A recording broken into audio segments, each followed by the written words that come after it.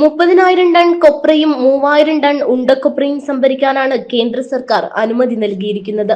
വിപണന സാധ്യതയും താങ്ങുവിലയുമില്ലാതെ പ്രതിസന്ധിയിലായ നാളികേര കർഷകർക്ക് ഇതിലൂടെ വലിയ ആശ്വാസമാണ് ലഭിക്കുന്നത്.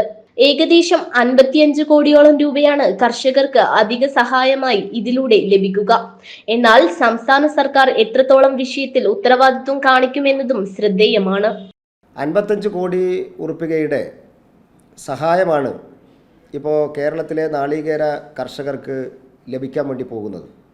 ഇതിൻ്റെ സംഭരണ കേന്ദ്രങ്ങൾ ആരംഭിച്ചുകൊണ്ട് നാളികേരം സംഭരിക്കാനുള്ള ക്രമീകരണങ്ങൾ മുഴുവൻ ഏർപ്പെടുത്തേണ്ടത് സംസ്ഥാന സർക്കാരാണ്.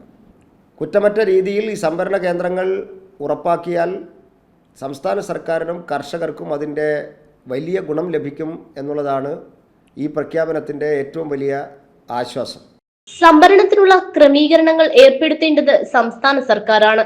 പരമാവധി സംഭരണ കേന്ദ്രങ്ങൾ തുടങ്ങിയാൽ കർഷകർക്കും സർക്കാരിനും തന്നെയാണ് ഗുണഫലങ്ങൾ ലഭിക്കുക. കഴിഞ്ഞ വർഷങ്ങളിൽ VFPCK, മാർക്കറ്റ് ഫെഡ് എന്നിവ വഴിയാണ് കൊപ്ര സംഭരിച്ചിരുന്നത്.